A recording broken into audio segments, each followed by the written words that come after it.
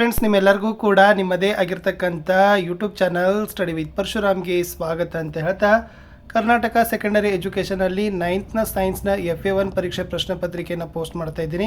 Already ಒಂದು ಪ್ರಶ್ನೆ ಪತ್ರಿಕೆಯನ್ನು ನಾನು ಹಾಕಿದ್ದೆ. ಸೊ ಇದು ಇನ್ನೊಂದು ಪ್ರಶ್ನೆ ಪತ್ರಿಕೆ ಇದೆ. ಒಟ್ಟು 3 ಅಧ್ಯಾಯಗಳು 1ನೇ FAಗೆ ಇವ್ಯಾಲ್ಯೂಯೇಷನ್ಗಾಗಿ ತಗೊಳ್ತಾರೆ.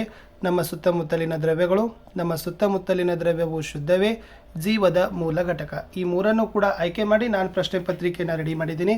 ಸೊ ಎಕ್ಸಾಮ್ಗಿಂತ ಮುಂಚೆ ನಿಮ್ಮ ಸಬ್ಜೆಕ್ಟ್ ಟೀಚರ್ಸು ಕೂಡ ನಿಮಗೆ ಸಿಲೆಬಸ್ಸನ್ನು ಅಸೈನ್ ಮಾಡ್ತಾರೆ, ಹೇಳ್ತಾರೆ. ಅಷ್ಟು ಚೆನ್ನಾಗಿ ಪ್ರಿಪೇರ್ ಮಾಡಿದ್ರೆ ಸಾಕು ಅಂತ ಹೇಳ್ತಾ, ಇಲ್ಲಿರ್ತಕ್ಕಂಥ ಕ್ವಶನ್ ಪೇಪರ್ಗಳು ಇಂಪಾರ್ಟೆಂಟ್ ಇದ್ದಾವೆ. ಸೊ ನೀವು LBAಗಳನ್ನು ಚೆನ್ನಾಗಿ ಏನು ಮಾಡಬೇಕಪ್ಪ ಅಂದರೆ ರೆಫರ್ ಮಾಡಬೇಕು. ಪ್ರತಿ ಪಾಠದ ಪ್ರಶ್ನೋತ್ತರಗಳ ಸಹಿತ ನಮ್ಮ ಯೂಟ್ಯೂಬ್ ಚಾನಲ್ದಲ್ಲಿ ಭಾಳಷ್ಟು ಹಾಕಿದ್ದೀವಿ, ಅವುಗಳನ್ನು ಸಹಿತ ನೋಡಿ ಅಂತ ಹೇಳ್ತಾ ಈ ವಿಡಿಯೋನ ಪ್ರಾರಂಭಿಸ್ತೀನಿ. ತುಂಬ ಇಂಪಾರ್ಟೆಂಟ್ ಇದೆ. ಸೊ ಎಲ್ಲರೂ ಕೂಡ ಲೈಕ್ ಮಾಡಿ, ಯಾರೆಲ್ಲ ಹೊಸಬ್ರಿದ್ರಿ ಶೇರ್ ಮಾಡಿ. ವಿಡಿಯೋದ ಡಿಸ್ಕ್ರಿಪ್ಷನ್ ಬಾಕ್ಸ್ನಲ್ಲಿ ಎಲ್ಲ ವಿಷಯದ ಲಿಂಕನ್ನು ಹಾಕಿದ್ದೀನಿ. ಪ್ರತಿ ವಿಷಯದಲ್ಲಿ 2 ರಿಂದ 3 ಕ್ವಶನ್ ಪೇಪರ್ಗಳು ಬರ್ತಾ ಇದ್ದಾವೆ. ಸೊ ಚೆನ್ನಾಗಿ ಪ್ರಾಕ್ಟೀಸ್ ಮಾಡಿ, ಒಳ್ಳೆಯ ಅಂಕಗಳು ಸಿಗ್ತದೆ ಅಂತ ಹೇಳ್ತಾ ಈ ವಿಡಿಯೋವನ್ನು ಪ್ರಾರಂಭಿಸ್ತೀನಿ. ಕೆಳಗಿನವುಗಳಲ್ಲಿ ಯಾವುದು ದ್ರವ್ಯದ ಘನ ಸ್ಥಿತಿಯ ಗುಣಲಕ್ಷಣವಲ್ಲ ಅಂತ ಕೇಳಿದ್ದಾರೆ. ಇದು ಹೆಚ್ಚು ಸಂಕೋಚನ ಗುಣ ಹೊಂದಿದೆ ಅನ್ನೋದು ಇದೆ ನೋಡಿ, ಅದು ಘನ ಸ್ಥಿತಿಯ ಗುಣಲಕ್ಷಣ ಅಲ್ಲ ಅನ್ನೋದು ನೀವು ಬರಿಬೇಕು. 2ನೇ ಪ್ರಶ್ನೆ, ಸಮುದ್ರದ ನೀರನ್ನು ಉಪ್ಪಿನಿಂದ ಬೇರ್ಪಡಿಸಲು ಬಳಸುವ ಸೂಕ್ತವಾದ ವಿಧಾನ ಯಾವುದು?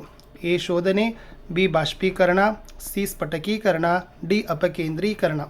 ಸೊ ಸಮುದ್ರದ ನೀರನ್ನು ಉಪ್ಪಿನಿಂದ ಬೇರ್ಪಡಿಸಲಿಕ್ಕೆ ಬಳಸ್ತಕ್ಕಂಥ ಅತಿ ಬೆಸ್ಟ್ ಸೂಕ್ತ ವಿಧಾನ ಯಾವುದಪ್ಪ ಅಂದ್ರೆ ಅದು ಬಾಷ್ಪೀಕರಣ ಅನ್ನೋದು ಸರಿಯಾದ ಉತ್ತರ. 3ನೇ ಪ್ರಶ್ನೆಗೆ ಬರ್ತೀನಿ.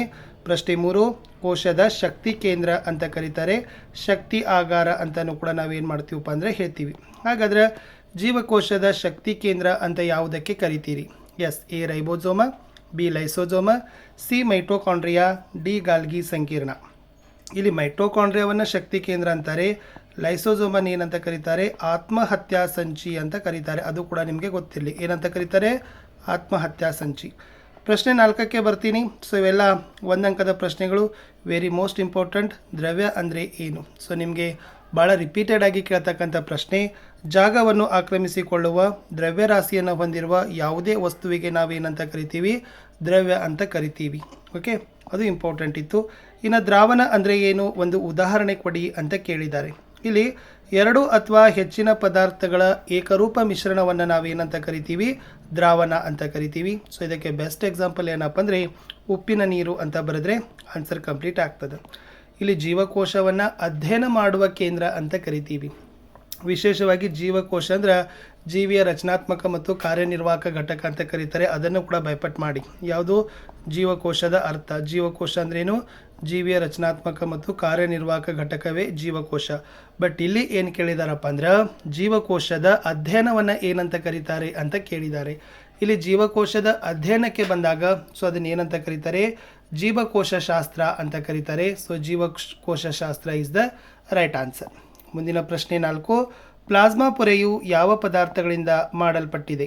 ಎಸ್, ಇದು ವೆರಿ ಇಂಪಾರ್ಟೆಂಟ್ ಇತ್ತು. ಸೊ ಪ್ಲಾಸ್ಮಾ ಪೊರೆ ಏನಾಗಿರ್ತದಪ್ಪ ಅಂದ್ರೆ ಅದು ಕೊಬ್ಬುಗಳು ಮತ್ತು ಪ್ರೋಟೀನುಗಳಿಂದ, ಇಟ್ ಮೀನ್ಸ್ ಲಿಪಿಡ್ ಮತ್ತು ಪ್ರೋಟೀನ್ಗಳಿಂದ ಏನಾಗಿರ್ತದೆ? ಅದು ಮಾಡಲ್ಪಟ್ಟಿದೆ ಅಂತ ಬರೆದ್ರೆ ಆನ್ಸರ್ ಕಂಪ್ಲೀಟ್ ಆಗ್ತದೆ. ಇನ್ನು 2 ಅಂಕದ ಪ್ರಶ್ನೆಗೆ ಹೋಗೋಣ. ಪ್ರತಿ ಸರಿ ಕೇಳ್ತಾರೆ ಘನ, ದ್ರವ ಮತ್ತು ಅನಿಲಗಳ ನಡುವಿನ ವ್ಯತ್ಯಾಸವನ್ನು ಬರೀರಿ. ಇಟ್ಸ್ ವೆರಿ ಈಸಿ ಅದ ಫ್ರೆಂಡ್ಸ್. ನೋಡಿ, ಘನ ವಸ್ತುಗಳಲ್ಲಿ ಕಣಗಳು ಅತ್ಯಂತ ಹತ್ತಿರವಾಗಿ ಜೋಡಿಸಲ್ಪಟ್ಟು ಕಡಿಮೆ ಖಾಲಿ ಸ್ಥಳವನ್ನು ಹೊಂದಿರ್ತವೆ. ದ್ರವಗಳಲ್ಲಿ ಕಣಗಳ ನಡುವೆ ಸ್ವಲ್ಪ ಹೆಚ್ಚು ಸ್ಥಳವಿರ್ತದೆ. ಅನಿಲಗಳಲ್ಲಿ ಕಣಗಳು ಬಹಳ ದೂರವಿದ್ದು ಮುಕ್ತವಾಗಿ ಚಲಿಸ್ತವೆ. ಇದು ಘನ. ಓಕೆ, ಘನದ ಹೇಳಿದೆ, ದ್ರವದ ಹೇಳಿದೆ, ಆಮೇಲೆ ಅನಿಲದಲ್ಲಿನೂ ಕೂಡ ನಾವು ಒಂದೊಂದು ವ್ಯತ್ಯಾಸವನ್ನು ಹೇಳಿದ್ದೀನಿ. ಸೊ ಅದನ್ನು ನೀವು 2-3 ಕೂಡ ಏನು ಮಾಡ್ಬೋದು? ಬರಿಬೋದು. ಅಂದರೆ ಘನದಲ್ಲಿ ಕಣಗಳು ಒತ್ತೊತ್ತಾಗಿ ಜೋಡಿಸಲ್ಪಟ್ಟಿರ್ತವೆ. ಈ ಥರ ನೀವು ಏನು ಮಾಡ್ತೀರಿ? ಪುಸ್ತಕದಲ್ಲಿ ಕೋಷ್ಟಕ ಇದೆ, ಅದನ್ನು ಕೂಡ ನೀವು ಬರಿಬೋದು. ಇನ್ನು ಸಾರಯುಕ್ತ ದ್ರಾವಣ ಮತ್ತು ದುರ್ಬಲ ದ್ರಾವಣ, ಅದರ ಅರ್ಥ ಬರೀಲಿಕ್ಕೆ ಕೇಳಿದ್ದಾರೆ.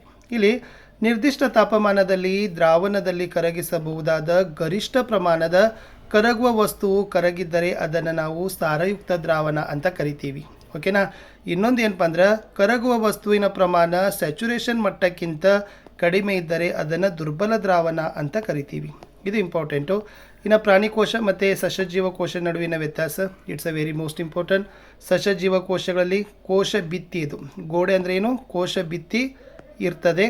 ಆದರೆ ಪ್ರಾಣಿ ಜೀವಕೋಶಗಳಲ್ಲಿ ಕೋಶ ಭಿತ್ತಿ ಏನಾಗೋದಿಲ್ಲಪ್ಪ ಅಂದರೆ ಇರೋದಿಲ್ಲ. ಇದು ಇಂಪಾರ್ಟೆಂಟ್. ಎರಡನೇದು ಸಸ್ಯ ಜೀವಕೋಶಗಳಲ್ಲಿ ಪ್ಲಾಸ್ಟಿಡ್ಗಳು ಇರ್ತವೆ, ಆದರೆ ಪ್ರಾಣಿ ಜೀವಕೋಶಗಳಲ್ಲಿ ಪ್ಲಾಸ್ಟಿಡ್ಗಳು ಇರೋದಿಲ್ಲ. ಇದು ಇಂಪಾರ್ಟೆಂಟ್ ಆಗಿರ್ತಕ್ಕಂಥ ಸಸ್ಯ ಜೀವಕೋಶ ಮತ್ತು ಪ್ರಾಣಿ ಜೀವಕೋಶದ ನಡುವಿನ ವ್ಯತ್ಯಾಸ. ಇನ್ನು ಆವಿಯಾಗುವಿಕೆ ಅಂದರೆ ಏನು? ಈ ಆವಿಯಾಗುವಿಕೆ ಮೇಲೆ ಪ್ರಭಾವ ಬೀರುವ ಅಂಶಗಳನ್ನು ಬರೀರಿ. ಇಲ್ಲಿ ಕುದಿಯುವ ಬಿಂದುವಿಗಿಂತ ಕಡಿಮೆ ತಾಪಮಾನದಲ್ಲಿ ದ್ರವ ಅನಿಲ ರೂಪಕ್ಕೆ ಪರಿವರ್ತನೆ ಆಗುವ ಪ್ರಕ್ರಿಯೆಯೇ ಆವಿಯಾಗುವಿಕೆ. ಇದು ಮುಖ್ಯವಾಗಿ ಪ್ರಭಾವ ಬೀರುವ ಅಂಶಗಳು ಮೇಲ್ಮೈ ವಿಸ್ತೀರ್ಣ, ತಾಪಮಾನ ಮತ್ತು ಆರ್ದ್ರತೆ. ಮೇಲ್ಮೈ ವಿಸ್ತೀರ್ಣ ಅಂದ್ರೆ ಹೆಚ್ಚು ವಿಸ್ತೀರ್ಣ ಹೆಚ್ಚಿದಂತೆ ಆವಿಯಾಗುವಿಕೆ ಪ್ರಮಾಣ ಹೆಚ್ಚುತ್ತದೆ.